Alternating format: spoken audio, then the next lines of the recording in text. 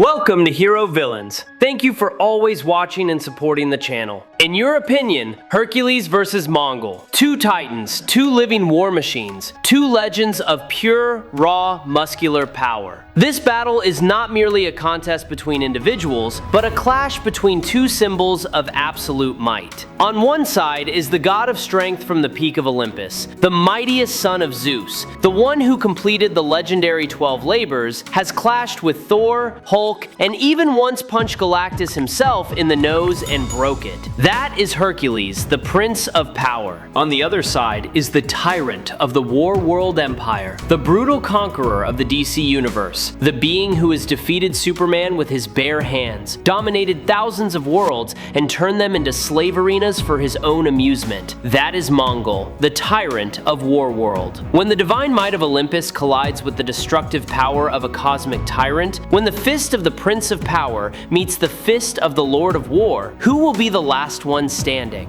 Hercules in Greek mythology is not only known as a mighty god, but also as an immortal symbol of strength, courage, and an indomitable will that never bows to fate. He was the most beloved son of Zeus, yet also the one who endured more suffering and trials than anyone else. Born from the union between Zeus, the supreme king of the gods, and Alcmene, a mortal woman renowned for her beauty and virtue, Heracles carried the blood of a demigod with potential far surpassing any other hero. From the very cradle of his infancy, Heracles displayed a strength that astonished even the gods. Hera, who always loathed the illegitimate children of Zeus, sent two venomous serpents to murder the baby boy, while his half-brother Iphicles, who was raised alongside him, could only panic and burst into tears.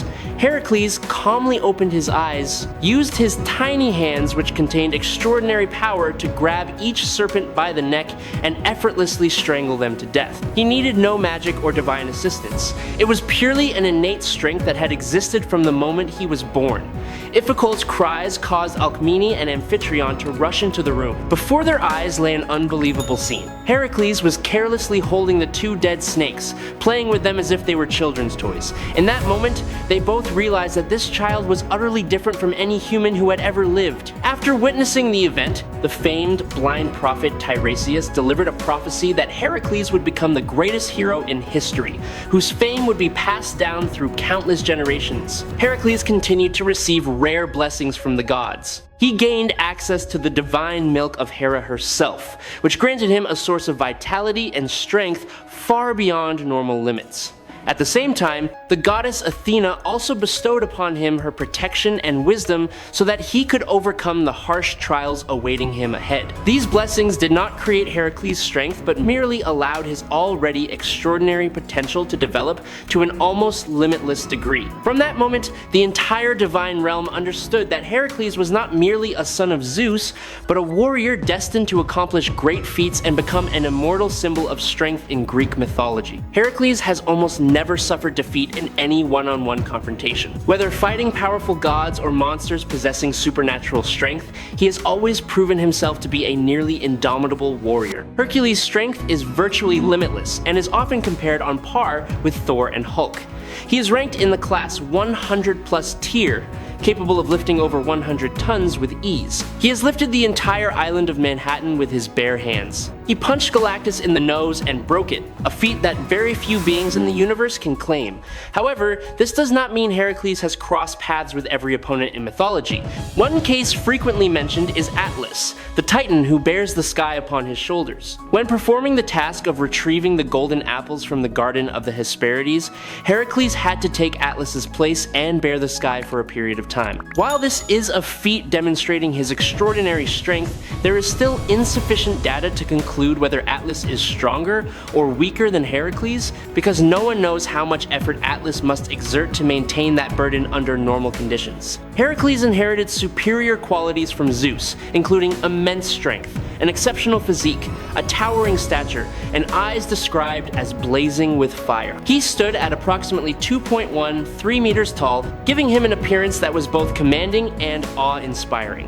However, Heracles' strength was not limited to his muscles or physical combat prowess alone. He was considered the mightiest son of Zeus, possessing potential that far surpassed any hero of his era and was sufficient to confront even the gods atop Olympus. In the epic poem times The Shield of Heracles, recorded by Hesiod, Hercules directly clashed with Ares, the god of war, on 2 separate occasions. Both battles ended in victory for Hercules, forcing Ares to retreat to Olympus bearing wounds.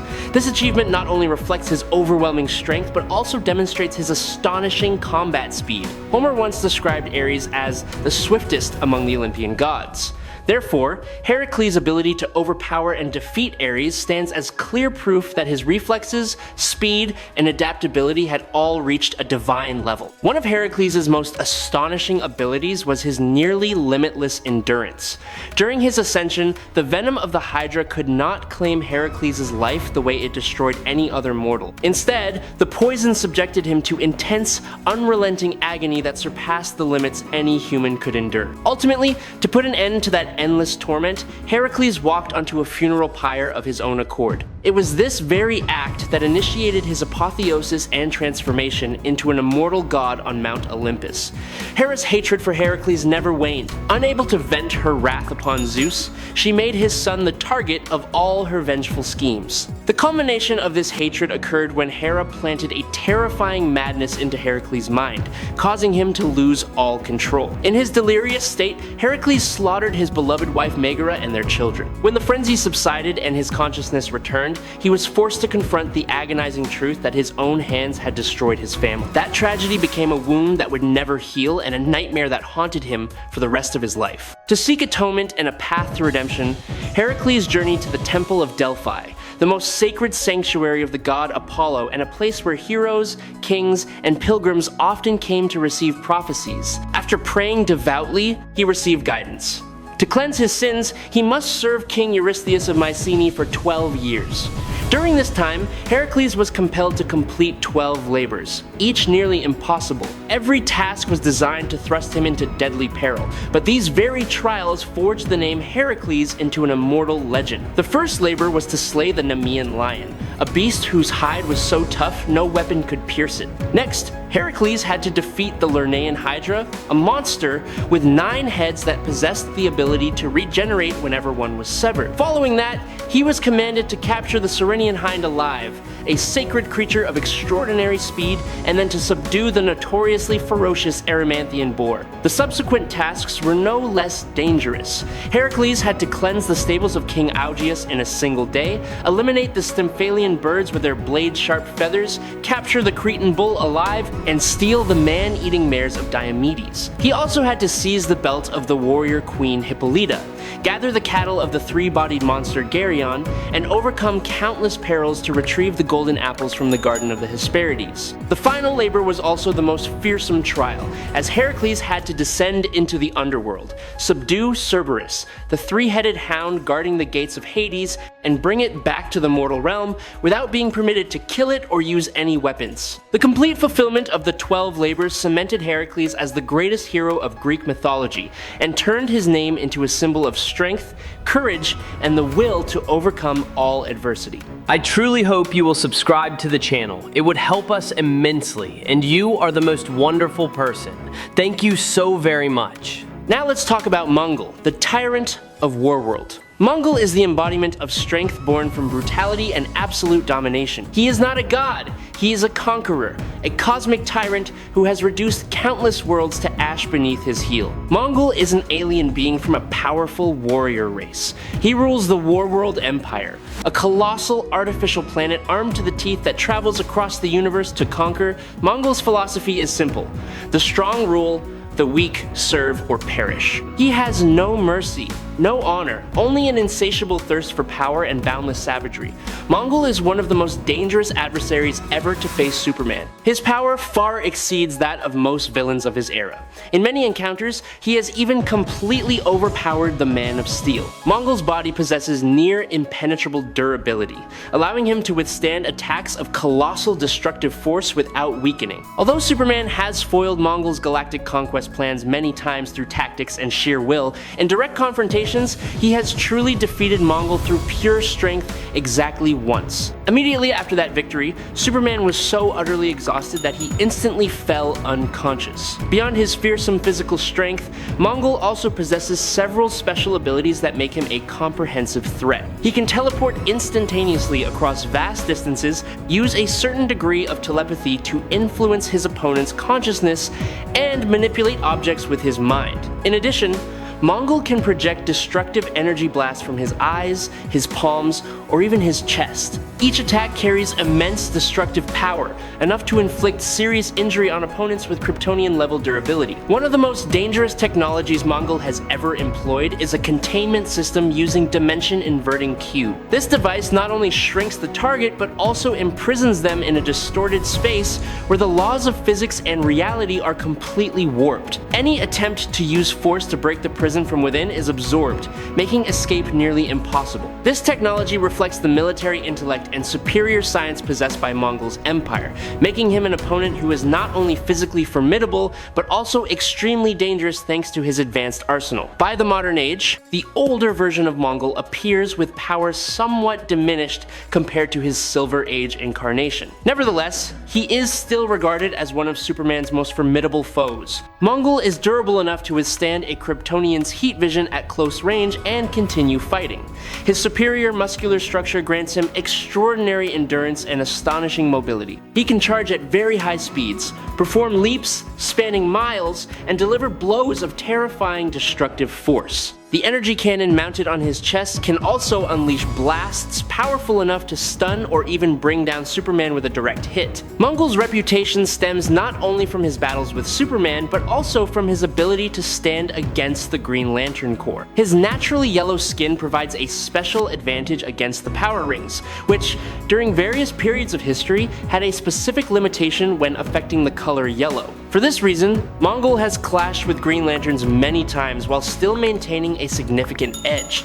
Nevertheless, he is not invincible. Opponents possessing superior strength or technology, such as Hank Henshaw before and after assimilating Superman's genetic template, or the demon Neron with his overwhelming power, have all managed to defeat Mongul. Before becoming one of the most feared tyrants, Mongul was the absolute ruler of his own planet. His reign lasted until a large-scale uprising erupted to overthrow his regime. After being defeated and exiled from his homeland, Mongul carried with him a deep-seated hatred and a vow to return and exact revenge upon all those who had opposed him. Mongul quickly demonstrated his dangerous nature when he kidnapped Lois Lane, Jimmy Olsen, and another individual to serve his own plans.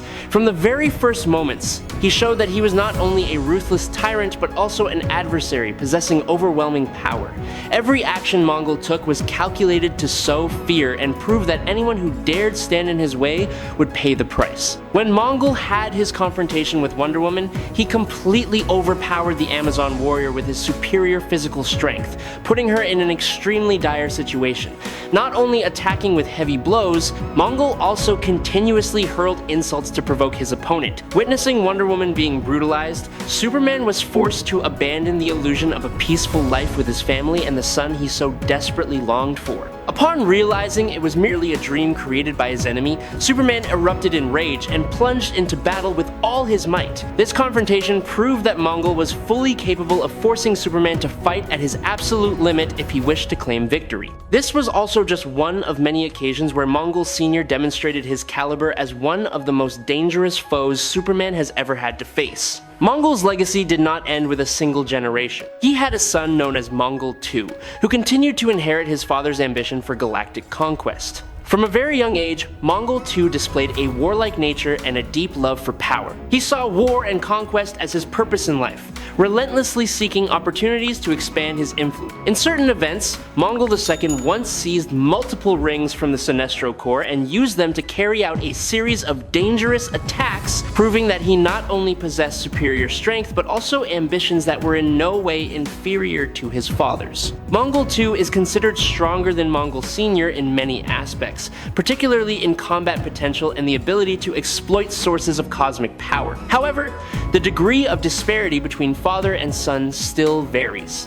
Nevertheless, both Mongul Sr. and Mongul II are recognized as mighty tyrants, formidable enough to pose a serious threat to Superman, Green Lantern, and many of the top heroes of the DC universe. His brutality sometimes makes him blind and prone to making mistakes against cunning and experienced opponent. He also possesses no special resistance to magic, which could be a disadvantage against a god like Hercules, who carries within him a divine essence. Now, join me for a direct comparison and battle analysis.